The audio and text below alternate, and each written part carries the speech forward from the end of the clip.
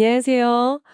휴대폰 바꿀 때 말이죠. 약정 걸고 할인받는 거 이제 뭐 거의 다 해보셨죠? 네, 그렇죠. 필수 코스처럼 됐죠. 그런데 꼭 중간에 사정이 생겨서 해지하게 되면 그 위약금이라는 게 딱 붙잖아요. 맞아요. 그 위약금. 근데 여기에 부가가치세, 그러니까 VAT를 내야 하냐 마냐 이게 좀 논란이었어요. 네, 꽤 오래된 논쟁거리였습니다. 오늘 저희가 이동통신 위약금 부가가치세 과세표준 쟁점 평석이라는 자료가 있어요.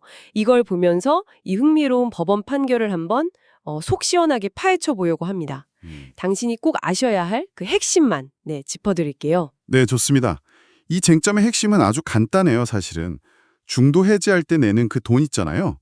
그게 그냥 순수하게 계약 어겼으니 내는 벌금이냐, 벌금이냐? 아니면 처음에 할인받았던 금액의 일부, 그러니까 일종의 대가를 나중에 돌려주는 거냐, 바로 이겁니다. 대가냐? 벌금이냐? 그 차이가 왜 중요한 거죠? 부가가치세법을 보면요. 기본적으로 재화나 서비스를 공급하고 받는 대가에 대해서만 세금을 매기거든요. 공급과 대가 관계. 그렇죠. 그러니까 만약 이게 그냥 벌금 성격이면 세금 붙일 대상이 아닌 거죠. 그렇군요. 사건은 어떻게 시작된 건가요?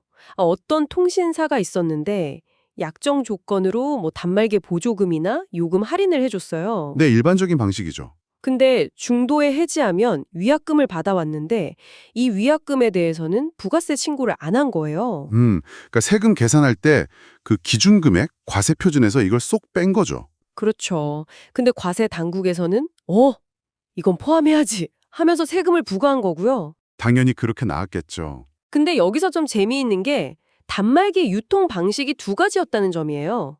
이게 중요하더라고요. 맞습니다. 그게 아주 결정적인 차이를 만들었어요. 통신사가 직접 대리점에 공급한 단말기, 이걸 이제 편의상 원고 공급 단말기라고 부르고요. 네네, 통신사가 직접 준 거. 그리고 또 하나는 대리점이 제조사, 뭐 삼성이나 애플 같은 데서 직접 사온 단말기, 제조사 유통 단말기라고 할게요. 이 두 가지가 있었던 거죠. 경로가 달랐군요. 그럼 대법원은 이 둘을 어떻게 다르게 봤나요? 네, 완전히 다른 결론을 내렸습니다. 우선 통신사가 직접 공급한 단말기 있잖아요. 네. 이 경우에 이용자가 내는 위약금은 부가가치세 과세 대상이다, 이렇게 봤어요. 위약금인데 과세 대상이라고요? 왜죠? 이름은 위약금이지만 그 실질을 따져보니까 처음에 할인 형태로 덜 냈던 단말기 가격의 일부를 나중에 내는 걸로 본 거예요. 할인의 대가를 나중에 치른다. 뭐 이런 느낌인가요? 그렇죠. 법원은 이걸 단축국부라는 용어로 설명했는데요. 단축국부. 말이 좀 어려운데요. 조금만 더 쉽게 설명해 주실 수 있나요? 쉽게 말해서 원래 약정 기간 동안 나눠서 갚기로 했던 할부금 같은 성격의 할인액이 있는데 그중에 남은 부분을 해지 시점에 미리 당겨서 낸다. 이렇게 본 거죠, 말하자면요. 아하, 약간 선납 같은 느낌이네요. 남은 할인액에 대한? 네, 그런 맥락으로 이해하시면 됩니다. 그래서 최종적으로 보면 단말기 공급하고 그 위약금 사이에 직접적인 대가 관계가 있다. 이렇게 인정을 한 겁니다.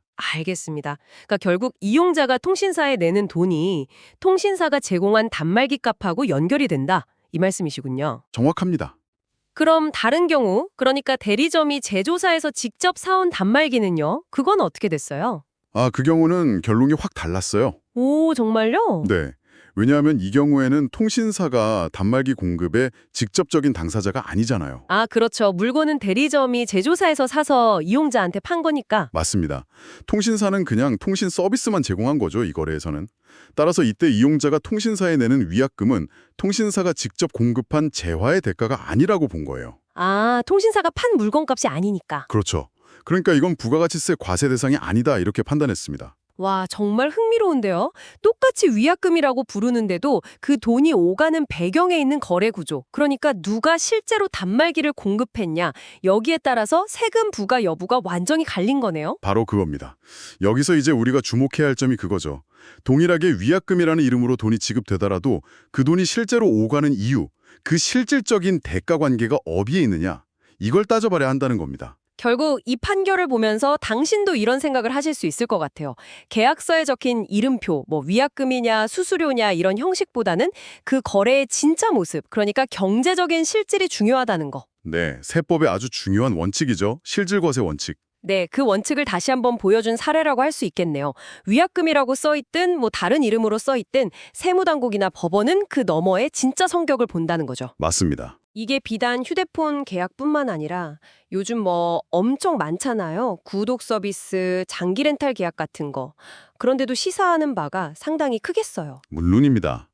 약정 할인 주고 중도 해지하면 위약금 받는 구조. 이런 거래가 정말 많거든요. 겉보기보다 복잡한 세금 문제를 안고 있을 수 있다는 걸 보여주는 거죠. 오늘 저희가 살펴본 이 판결은 결국 단말기 유통 경로라는 아주 구체적인 사실관계에 따라서 다른 결론을 내렸습니다. 네, 그랬죠. 자, 그럼 이제 질문을 던져봐야겠죠. 앞으로 점점 더 다양해지는 이런 구독 경제 시대에 수많은 서비스들에서 발생하는 중도해지 위약금, 이걸 과연 어떻게 봐야 할까요? 글쎄요. 이게 명확한 기준이 될 수 있을지. 그렇죠. 이 판결이 딱 떨어지는 기준을 제시한 것일지 아니면 오히려 또 다른 해석의 논쟁을 불러올 시작점이 될지 이건 계속 지켜봐야 할 문제인 것 같습니다. 네, 앞으로 유사한 사례들이 또 나오겠죠? 네, 이 질문을 당신께 한번 남겨드리면서 오늘 저희의 깊이 있는 대화는 여기서 마무리하도록 하겠습니다.